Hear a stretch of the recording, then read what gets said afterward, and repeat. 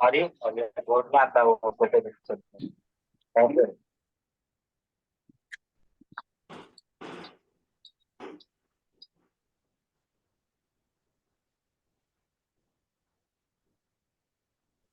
क्या कल्पना जी आप बताइए क्या लक्षण है जिसके बेसिस पे हम किसी को पर कहे या किसी को मैं अपना कहें? जो हमेशा अपने साथ है वो स्व है, और जो संयोग वियोग से वो मेरा नहीं है, जो जिसका संयोग और वियोग नहीं है, अब हमेशा नहीं है, वो अब मेरा नहीं है। नहीं, फिर से एक बार बोलिए, पर किसको कहेंगे? जिसका संयोग और वियोग वो मेरे साथ हमेशा नहीं होता है, नहीं कुछ, छुटता है और मिलता है, भी छुटता है, हाँ जो साथ जो होता है और भी हाँ छुटता है। हाँ, और जो हर वक्त दो दो पॉइंट्स हर वक्त लिख लेना, हमेशा और हर अवस्था में, दो पॉइंट जरूर आने चाहिए। हमेशा मतलब त्रिकाल, और हर अवस्था में, हर अवस्था में, चाहे निगोद में हो, चाहे मनुष्य हो, देव हो, चाहे सिद्ध दशा हो, जो मेरे साथ त्रिकाल रहता है हर अवस्था में रहता है। हमने सबसे पहले पढ़ा था गुणों के समूह को द्रव्य कहेंगे, और द्रव्य किसको कहेंगे, वो हमने इसके बारे में द्रव्य गुण पर्याय के बारे में पढ़ा था। तो ये हो गया, ठीक है। यस, हाँ अच्छा आपने बता दिया ना, ओके। हाँ प्रियंका जी आपको ये पूछ रहा था। यस, अभी आप देव दर्शन करते हो तो कैसे करते हो उसके बारे में जानते हो, कैसे उस वक्त अपना भाव, उस वक्त देव को देख के दर्शन करके भाव आना चाहिए। कल आपने अपने बारे में, द्रव्य गुण पर्याय के बारे में, शरीर के बारे में अपने आप को जाना, तो वैसे ही क्या आप अरहंत को देख के सोच सकते हो? इसको कोशिश करिए, आप कल बताइए। हाँ, कल बताना आप इसके बारे में। कल आपने अपने आप पे लगाया कि मैं शरीर हूं, मैं शरीर के साथ साथ एक क्षेत्राव्ययी संबंध लगाया ना, तो वैसा ही अरहंत भी हैं। इस पे सोच के कल आप बताना, उनको देख के इसी तरह से उन पे लगाइए, द्रव्य गुण पर्याय से उन पे लगाइए और फिर बताइएगा कल। ओके, ठीक है। यस, और कोई कुछ बताना चाहेगा, पूछना चाहेगा? इसको बताना और जरूर बताइएगा, नहीं समझ में आया तो फिर नहीं रहेगा। ये हमने देशना लब्धि, बोलिए। हाँ एक बार वो लब्धि जो है ना, सारी लब्धियां मतलब रिवाइज कर सकते हैं एक साथ में। अभी तो 3 लब्धियां हुई हैं, उसका एक ही भाव है। हाँ हाँ वही। भाव तो यही, हाँ बताइए, आप बताइए, रिवाइज करिए, बोलिए। पता नहीं, मैं शायद रॉन्ग भी हो सकती हूँ इसमें। नहीं, आप कोशिश करिए, ठीक होएगा। रॉन्ग बोलोगे तभी ठीक हो गया, आपने रॉन्ग कर करके ठीक कर लिया आपने।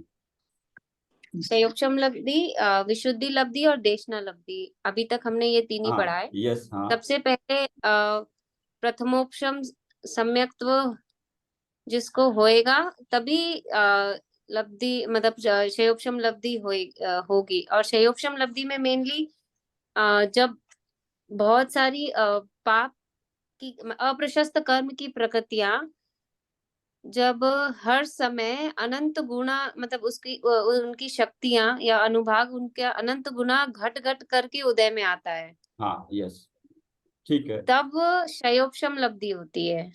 वो किस अपेक्षा से है? वो ये कर्म की अपेक्षा से है बिल्कुल सही, क्षयोपशम हाँ, लब्धि। और यस, हाँ, विशुद्धि लब्धि एक ही सिक्के के दो पहलू, जैसे कर्मों की अपेक्षा से क्षयोपशम लब्धि बोलेंगे और हमारे भावों की अपेक्षा से वो विशुद्धि लब्धि होगी। हाँ। तो उस वक्त भाव मतलब में क्या हुआ? जीव के भाव मतलब जीवों के परिणाम या भाव मतलब अपने पे बहुत लगाइए, अपने पे शुभ लगाइए, शुभ अपने पे लगाए, आपको अपने पे हाँ, लगाइए, हाँ।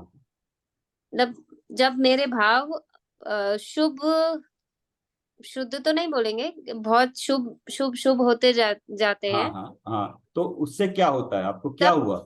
आपको क्या हुआ उस जब ये लब्धि हुई तब उसको आपको क्या हुआ, फिर आपने क्या किया?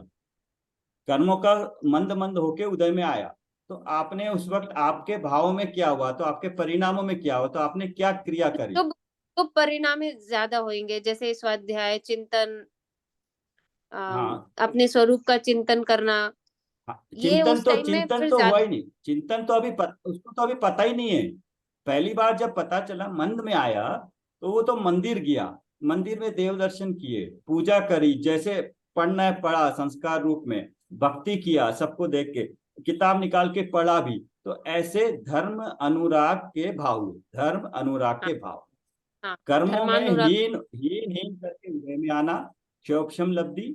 और ये तो पुराने कर्मों के कारण हुआ, उसमें तो अभी कुछ नहीं किया लेकिन हमने। एक सेकंड, जब हमको सम्यक्त्व होएगा उसके बाद ही ये स्टार्ट होता है ना, उसके पहले तो होता ही नहीं है।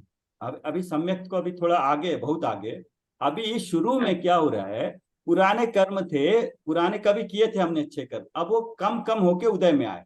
तो राइट। हम कुछ लोग ही हैं, आप क्यों बैठे हैं, बाकी लोग भी क्लास में, वो क्यों नहीं जानना चाहते हैं?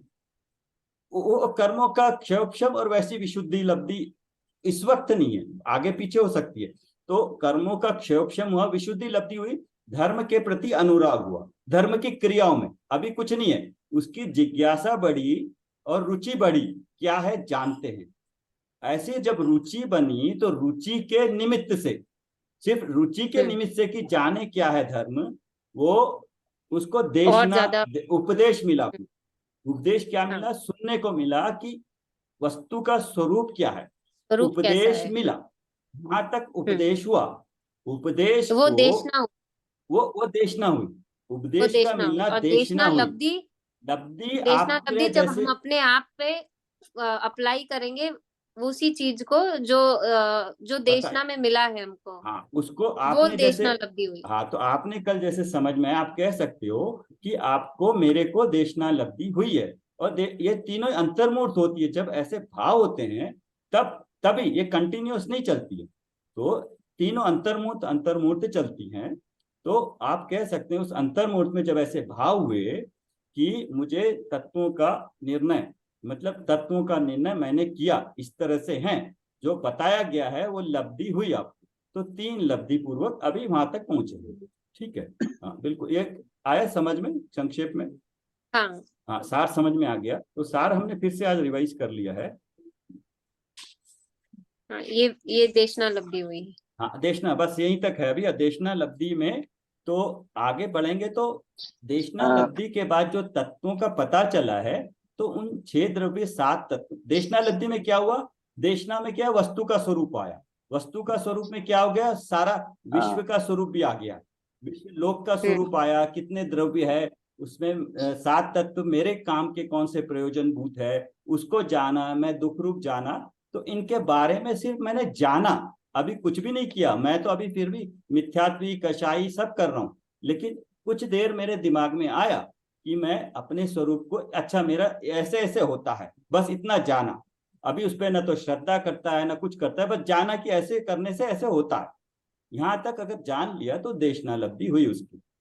अभी इन चीजों पे आगे वो चिंतन करेगा तो क्या होता है तब देखेंगे। अभी तो पता चला है क्या है, अब इस पे वो चिंतन करेगा जी। तो अभी देशनालब्धि तक है। तो इसमें भी पढ़ा था हमने कि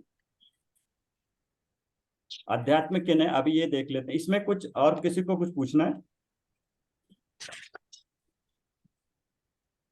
वीरेंद्र जी, हाँ बोलिए। अ, एक क्वेश्चन है कि देशना लब्धि के बाद में जो प्रथमोपरि सम्यक्ता होता है, इसका अभी मतलब दो लब्धि नहीं होगा तो चलेगा? नहीं, अभी हमने नहीं बोला, अभी तो हम 5 लब्धि के बाद ही सम्यक्त होगा, हम अभी 3 तक ही पहुंचे हैं। पर इसमें लिखा है कि नहीं अ, कहाँ पे लिखा है? तो अपना ये इसमें मैंने आज पढ़ा था, मैं वही ढूंढता हूँ, वो अपना देशना लब्धि में लिखा था कि देशना लब्धि होती है बाद में ही प्रथम प्रायोग्य लब्धि सम्यक्ता होती है, होता है। उसके बाद प्रायोग्य हाँ, लब्धि होती है। नहीं वो हाँ, आप देख के मेरे को बताइए, वो या तो हाँ समझ जी, होगा। हाँ, उसके बिना नहीं हाँ होता जी, है। ओके, हाँ, ओके, उसके बिना नहीं होता, आप ठीक देख है, के अगर बताइए। अच्छा, इसलिए मैं सोच रहा था, ओके, अगर जिसको भी ऐसे डाउट्स आए, थोड़ा और डिस्कस करना चाहे क्लास के अलावा, तो हम जैसे कल है, कल या परसों हाँ वीकली एक 1 क्लास जूम की रख लेते हैं फोन पे, क्योंकि हम अलग अलग बात करते हैं, आप सब लोग भी, तो करीब 30-40 मिनट हो जाते हैं। तो सब मिलके अगर एक ही क्लास में डिस्कस करें तो सबको भी फायदा होगा। वीकली कोई क्लास दोपहर में 1 घंटे की जूम क्लास रख के उनमें कॉमन डाउट्स डिस्कस कर सकते हैं। तो मैं कल टाइम डाल दूंगा, जिसको जो आना हो 1 बजे का क्लास ओपन कर दूंगा। तो उस वक्त जिसको ऐसे डाउट्स हो, तो हम बाकी इसके अलावा भी कोई भी डाउट्स हो तो उसको डिस्कस कर सकते हैं। हाँ, इसमें भी बताया था। अब देशना लब्धि देखिए, देशना लब्धि है अभी अध्यात्म के नए में क्या है, जिनागम को समझने के लिए। तो जिनागम को समझने के लिए मतलब, जिनागम क्या है, देशना है। जिनागम क्या है, देशना है। जिनागम में क्या है, जो देशना है उपदेश है, किसका, सर्वज्ञ का जो उपदेश है वही जिनागम में। सबसे पहला पॉइंट जो 5 नंबर पे, जिनागम को समझने के लिए, जिनागम मतलब देशना को समझने के लिए हमें नए की जरूरत है। तो मतलब जो जो ये अ, जो 7 पॉइंट है, इसको कोई और रिवाइज कर सकता है कि किस तरह से ये प्रोग्रेस हो रहे हैं, देशना मिली उसके बाद से।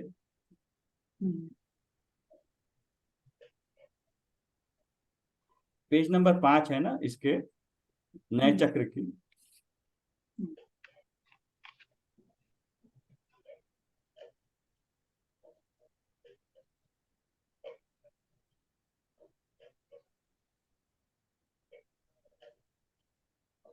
खुद भी बता रहे हैं हाँ, या आप बताइए, आप बता दीजिए। हाँ,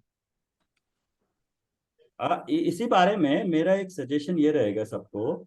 अच्छा, कि एक तो ये है कि थोड़ा सा, क्योंकि क्लास में भी रहता है, अगर हम वाकई में हमें रुचि है ना, तो जो समय है वो मैक्सिमम यूटिलाइज करें। अगर हमें 8 क्लास से अगर पूरा करना है, बीच में आएंगे तो क्या होगा, एक तरह तो एक लगता है कि हमें रुचि उसमें थोड़ी कम है। अगर रुचि होगी तो बिल्कुल जिस तरह से फॉलो करना है उसको फॉलो करेंगे, तो पूरा समर्पण की भावना से करेंगे तो कुछ सीखेंगे भी।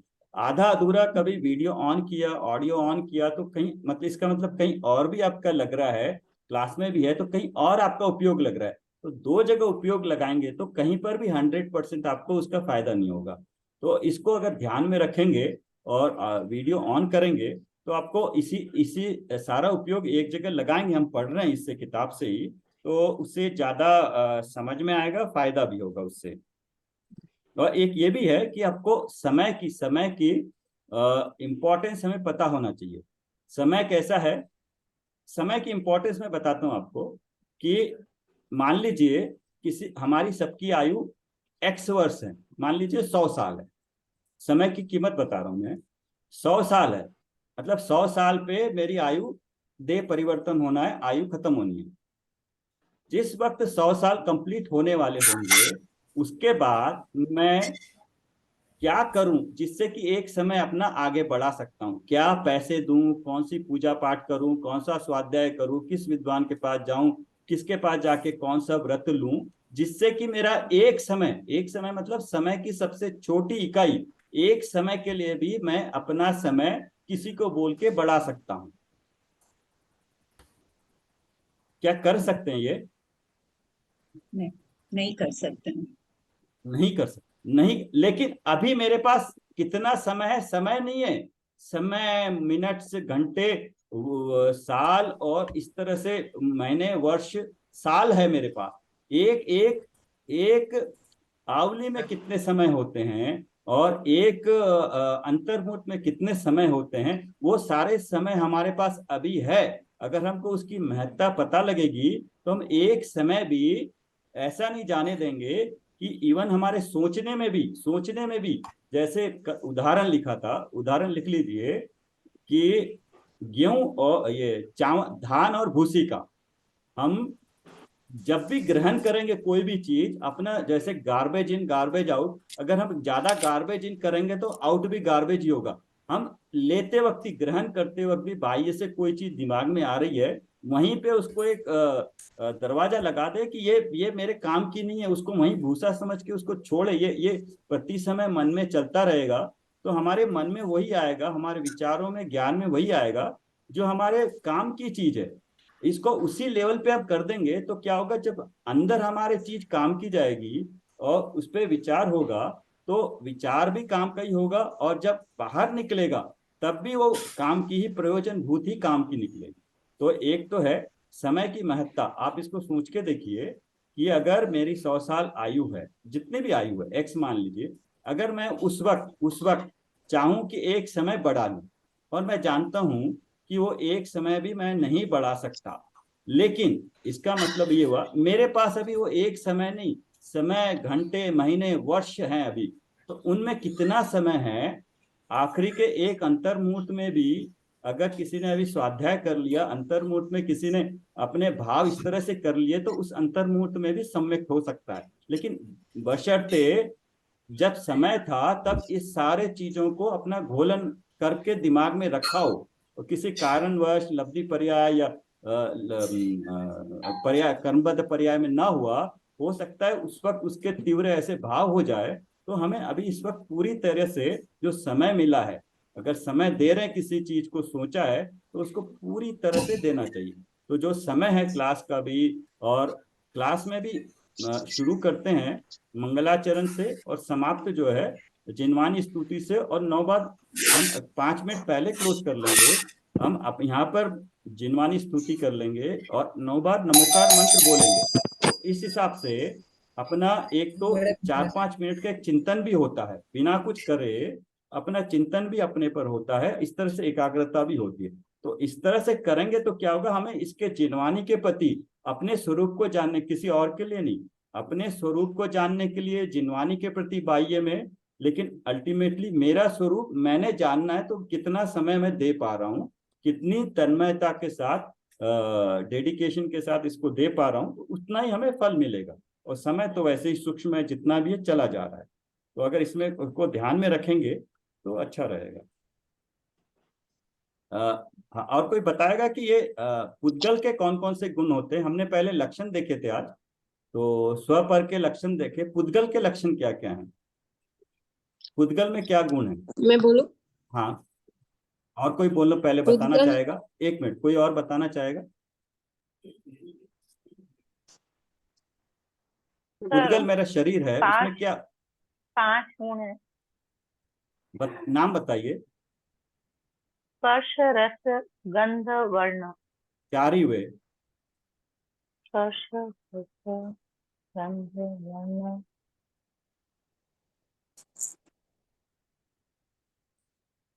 सर जो दिखता है उसको क्या बोलते हैं, बाहर से जो? पूछते हैं। हाँ, संगीता जी बताइए, पुद्गल के लक्षण क्या हैं, गुण क्या है? सड़ना, गलना, बिछड़ना। वो तो उसकी परिभाषा हुई, बट कोई पुद्गल है, टेस्ट करना है उसको तराजू में रख के, तो ये पुद्गल ये है, इसलिए ये पुद्गल है बोलेंगे। हमने अभी स्वर का लक्षण देखा, स्व का लक्षण देखा, वस्तु का लक्षण देखा। अगर हमने अपना स्वरूप का लक्षण देखा, इसका मतलब मैं आत्म तत्व हूं, तो इसी तरह से बाकी तत्व है वो भी सब द्रव्य गुण पर्यायमयी हैं। तो अभी पुद्गल का लक्षण क्या है?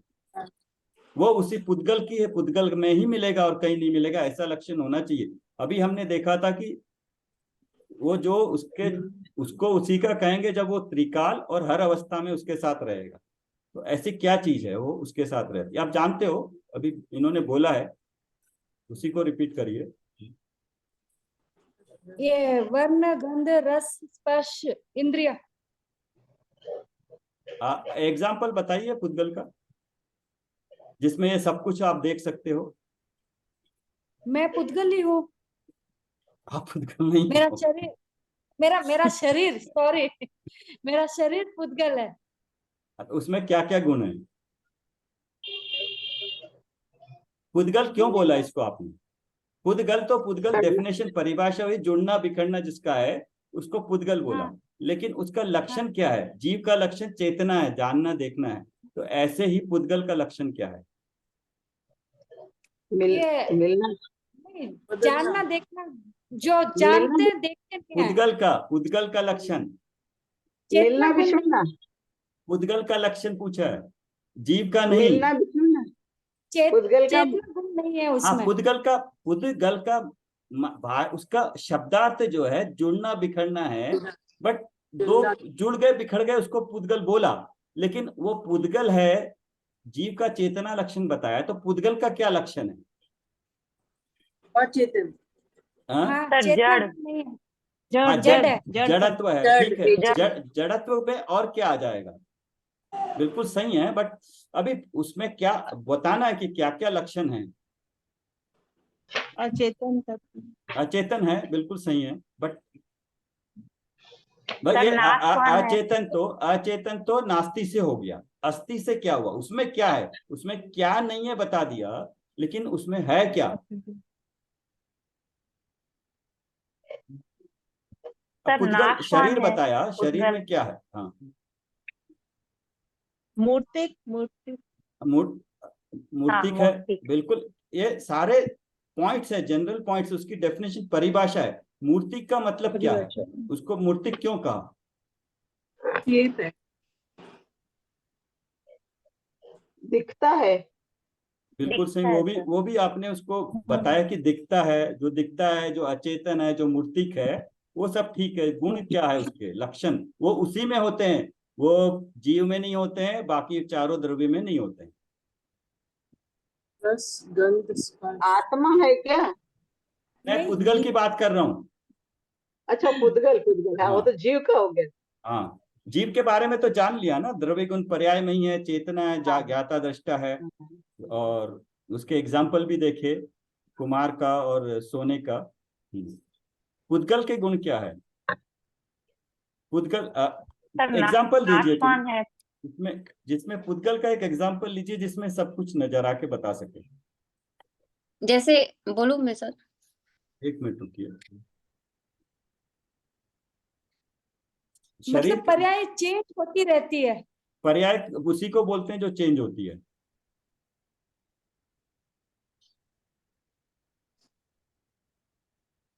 उसके कोई परमाणु होते हैं क्या? पुद्गल के परमाणु ही मिलके स्कंद होते हैं। पुद्गल का एक परमाणु होता है, वो स्वतंत्र रूप से उसी को पुद्गल कहते हैं, लेकिन वो उसकी स्वभाव है उसका, लेकिन वो हर वक्त कभी भी एक अकेला परमाणु नहीं होता है, वो विभाव रूपी होता है, कई सारे परमाणु मिलके स्कंद रूप होते हैं वो। बट वो पुद्गल की सबकी एक ही उसमें एक ही तरह के गुण होते हैं।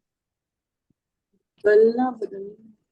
गलना बिछुड़ना परिभाषा हुई, पुद्गल उसको बोलते हैं जो पुद्गल, गलना और मिलना, या गलना, बिछुड़ना, जुड़ना, बिछुड़ना चलता रहता है उसका, तो वो तो है, बट उसमें जीव में वर्ण होता चैतन्य है गुण क्या? बताया। वर्ण, हाँ, स्पर्श, रस, गुण, वर्ण। मतलब आप मेरे से पूछ रहे हो, बता रहे हो, या ये है बता रहे हो, मतलब बता रही हूँ कि वर्ण होता है क्या? अच्छा, एक वर्ण होता है, और स्पर्श, रस, गंध, वर्ण। ये पुद्गल के गुण है। ये चिन्ह है, चिन्ह होंगे ना, गुण चिन्ह हुए ना ये। उनसे पहचान में आएगा ये। हाँ,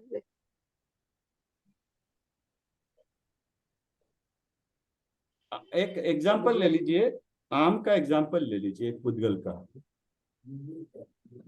उस पे आप घटित करके दिखाइए आपने जो बोला है। आम का रस भी होता है, हाँ, रंग भी होता है। हाँ, कभी हरा या पीला रंग। स्पर्श हाँ, हो गया, रस हो गया, वर्ण हो गया पीला। हाँ, गंध उसकी मतलब खुशबू, सुगंध और हाँ, जब सब जाता है तो तब आम में बताया, आम में बताया, शरीर में बताइए, शरीर के पुद्गल परमाणु में। शरीर के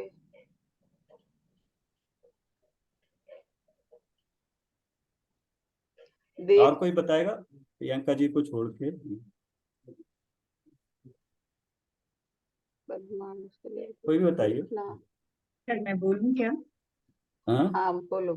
सर हाँ हाँ सर, यही तो कहेंगे, पुद्गल में स्पर्श, रस, गंध और वर्ण होते हैं जिससे उसको पहचाना जाता है।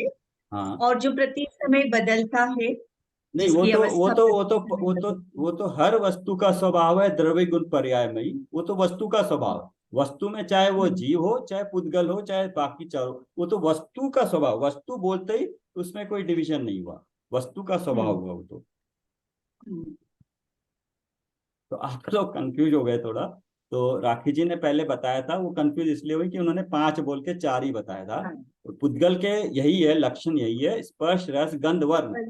बट ये था कि आपको उस पे पूरा भरोसा नहीं हो रहा था। यही है, यही है। आपने पूरा कॉन्फिडेंस के साथ, कॉन्फिडेंस डगमगाना नहीं चाहिए, जो पढ़ा है आपने वो क्लियरली बोलना चाहिए।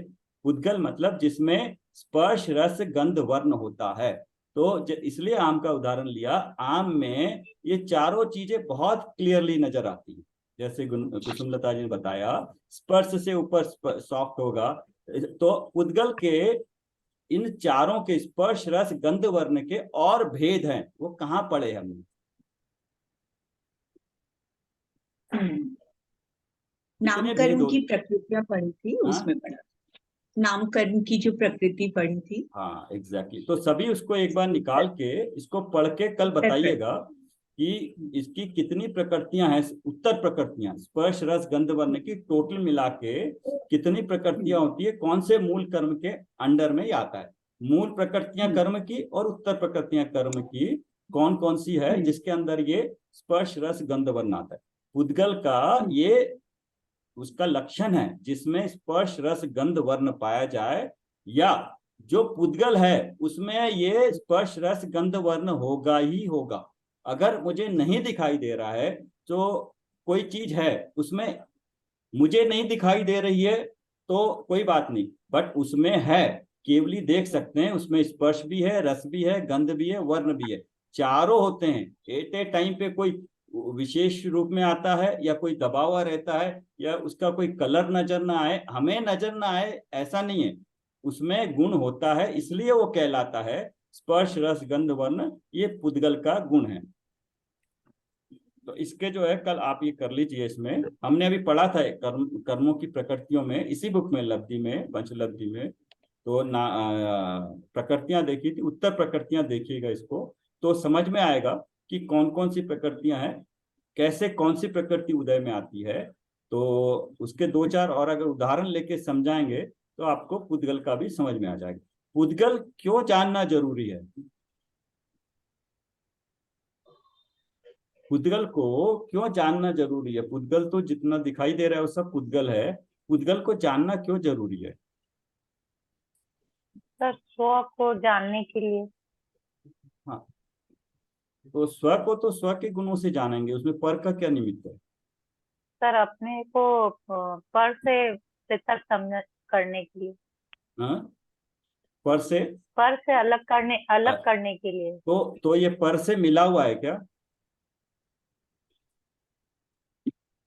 ऐसे तो मिला हुआ है सर, शरीर तो पर जैसे से मिला हुआ ही है, हम मिला ले रहे हैं अपने आप हाँ, को बिल्कुल सही उसके बोला साथ आपने। में। यस, अभी आभास होता है मिला हुआ है, एक क्षेत्र हो गया इस संबंध में मिला हुआ है। तो मिला हुआ है उसको हम अपना मान रहे हैं अज्ञानवश, उसको अलग करने के लिए, तो अलग करने के लिए पर को पर रूप, स्व को स्वरूप जान के पर को अलग करने के लिए हमने छोड़ना है ना। भेद विज्ञान किसमें करना है? भेद विज्ञान स्व और पर में करना है। अगर पर ही नहीं जानेंगे तो भेद विज्ञान किस में करेंगे? तो भेद विज्ञान स्व पर में होगा, तो पर को पहले पर को भी जानना पड़ेगा, पर क्या है। तो इसका स्व पर का भेद विज्ञान का उदाहरण क्या है? गेहूं में कंकड़, गेहूं में कंकड़ उदाहरण लिख लीजिए, इससे समझ में आता है। जब भी भेद करना हो, भेद विज्ञान करना हो, किसमें? गेहूं में और कंकड़ में। मतलब मेरे को कंकड़ क्या है पता इसलिए होना है कि वो गेहूं के साथ मिला हुआ है, और मुझे गेहूं इसलिए पता करना है कि गेहूं मैंने ग्रहण करना है। कंकड़ इसलिए कि वो मेरे काम की चीज नहीं है, उसको जानकर उसको निकालना है, अलग करना है। तो भेद विज्ञान के लिए गेहूं और कंकड़ का उदाहरण लिख लीजिए। जब भी ये याद आएगा तो समझ में आएगा कि दोनों मिले हुए मिलते हैं, स्वतंत्र रूप से गेहूं कहीं नहीं मिलता। मिट्टी से निकलता है तो उसमें मिलावट होती है, तो दोनों को अलग करने के लिए जानना जरूरी है, स्व पर का भेद विज्ञान करने के लिए। तो उदाहरण को समझेंगे तो हम फिर शरीर से भी हमारा कैसे अलग है संबंध। तो शरीर को जो पर हमने इसलिए जाने कि पर के लक्षणों द्वारा जाना, पर के लक्षणों से उनको फिर अलग कर पाएंगे, स्व को भी आसानी होगी अलग करने में। भेद विज्ञान के लिए स्व पर को जानना जरूरी है। अच्छा, कल एक चीज हमने देखी थी कि ज्ञान मेरा है, बोला था हमने, ज्ञान और दर्शन मेरा है और मिथ्यात्व भी मेरे साथ है।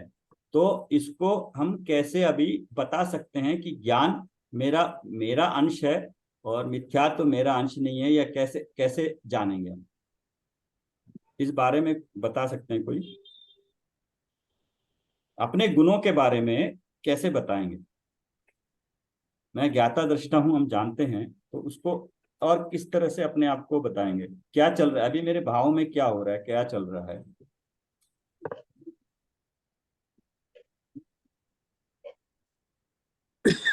हाँ गुणमाला जी।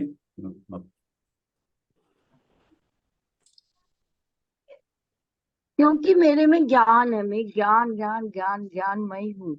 हाँ, तो फिर मिथ्यात्व कहाँ है? मिथ्यात्व मेरे ज्ञान में ही है, मेरी मान्यता में ही है, उसे ही हमें छोड़ना है।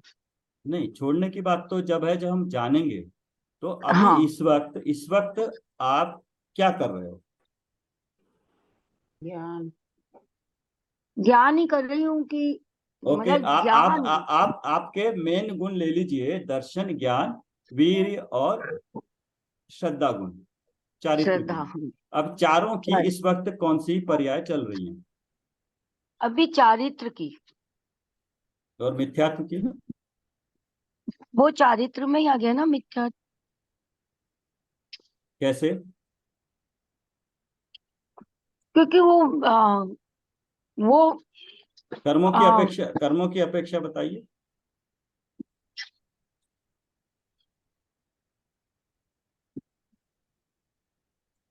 कर्मों की अपेक्षा, मतलब थोड़ा सा हिंट देंगे आप? नहीं, आप थोड़ा सोचिए, सोचिए थोड़ा, मैं बता दूंगा, नहीं समझ में आएगा। जब आपका चिंतन चलेगा, आपको क्लियर होगा, तो आपको मजा आएगा।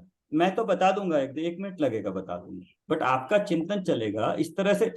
एक बार हम गलत भी सोचते हैं, गलत भी होते हैं, तो उस वक्त भी याद रहता है वो। गलत भी बोलना अच्छी बात है, उससे अगर सही कर लेते हैं तो वो भी अच्छी बात है।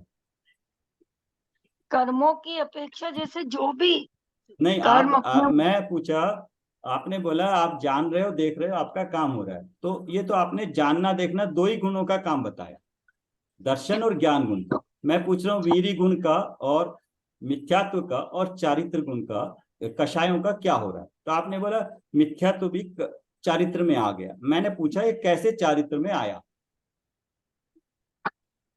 क्योंकि जो कर्ता भाव है अपना, कि नहीं मैं ना, नहीं नहीं, मतलब वो तो अभी नहीं। आप कर्मों की अपेक्षा से बताइए। अभी आप भाव तो जीव के हो गए, जीव की अपेक्षा से बता रहे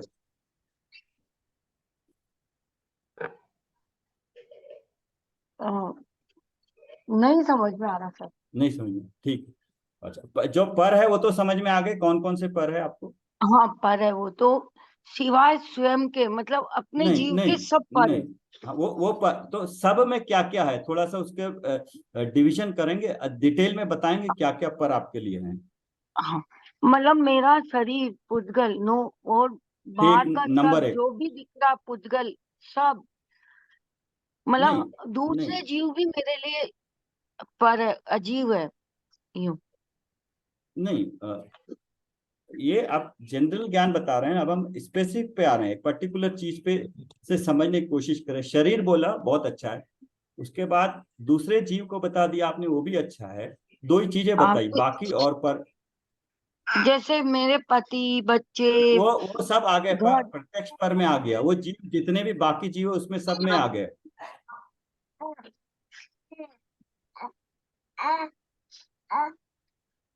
हाँ, और कोई बताएगा जो मैं पूछना, गुणों की अपेक्षा से चारों गुणों में क्या हो रहा है अभी?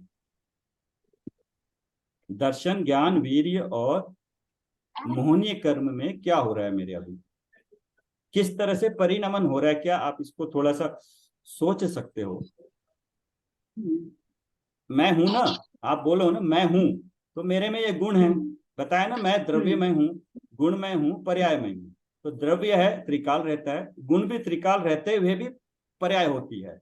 तो मेरे जो 4 गुण है, अनंत गुणों में से 4 गुण लिया, क्योंकि अनंत के जब चतुष्टय कहते हैं वो 4 गुण मेन लेते हैं, अन्य गुण भी अपने स्वभाव में परिणमित करते हैं, लेकिन केवल ज्ञान, केवल दर्शन, अनंत वीर्य, अनंत सुख लेते हैं। तो उन 4 गुणों की गुण मेरे पास है, मैंने बोला ना, अनंत में जितने गुण है मेरे पास भी है।